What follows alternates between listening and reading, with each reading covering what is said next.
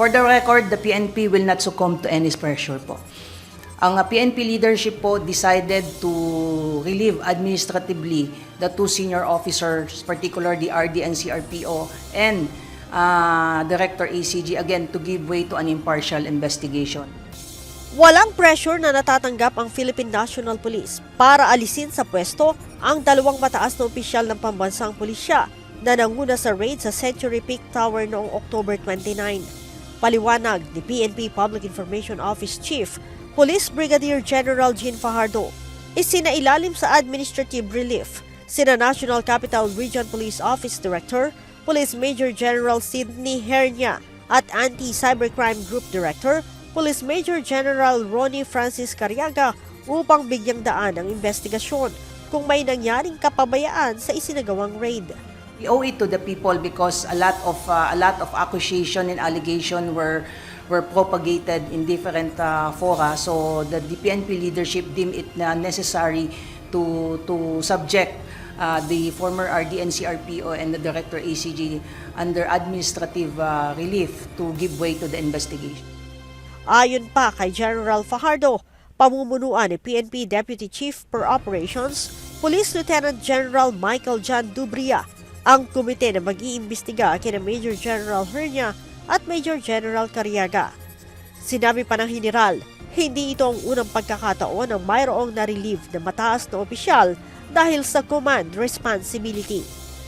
There are two options po na available po sa isang commanders. One is putting those PNP personnel under investigation, under restrictive custody, or pinasa ilalim po sila under administrative relief. Ito po yung nangyari po kay Major General Hernia at Major General Cariaga. They were administratively relieved for 10 days. Isa sa sinisilip ng PNP na pagkakamali ay ang ginawang pangingialam ng tatlong pulis sa CCTV camera sa loob ng sinalakay na gusali. For the record, we are not happy doon sa ginawa ng mga pulis natin. Regardless, yung sinasabi nilang nainitan sila doon, there was no ventilation, they have no right to alter the focus po ng CCTV. Any evidence for that matter, whether it's an object evidence or gadget evidence, even the CCTV, who is very, very material in terms of investigation, ay wala pong kakapatan ang sino man pong police officer na i-alter po yun. Sakaling matapos ang investigasyon at mapatunayang walang naging kapabayaan, si Major General Hernia at Major General Cariaga ay maaari silang makabalik sa pwesto. Maaari din aniyang ma-extend sakaling hindi matapos sa loob ng 10 araw ang isinasagawang investigasyon. Let me reiterate though na ito pong administrative relief ng dalawang senior officer, it's not a form of punishment at malinaw po yan sa mga existing policy po ng PNP. Ginagawa lang po natin itong administrative relief to give way doon po sa investigation para bigyang linaw itong mga issues that crop up during the police operation. Sa kabila nito, nanindigan ng PNP na lehitimo at legal ang operasyon ng pulisya sa ika-23 palapag ng Century Peak Tower. Pinaninindigan po ng PNP na wala pong mali doon sa naging police operation. The police operation was conducted under the premise of an implementation of a cyber warrant duly issued by RTC Manila. But however, during the implementation po ng cyber warrant, there were again operational related issues that were raised by the subject of the police operation, particularly the alleged tampering of the CCTV camera by PNP personnel. Nagpaliwanag din ang PNP kung bakit bukod sa 23rd floor ay pinasok din ng mga pulis ang 32nd floor ng gusali.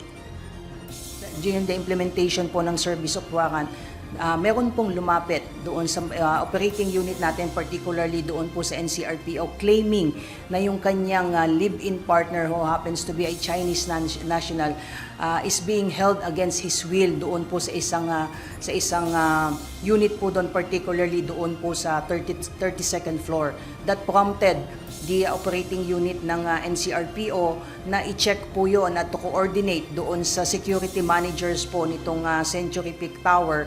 And true enough, pagpunta po nila doon, Nung pinabuksan po ng security personnel po ng Century Peak, it turned out may 5 pong Chinese national na nasa loob po nitong isang unit at visibly based sa kanilang physical appearance are victims of physical abuse and torture.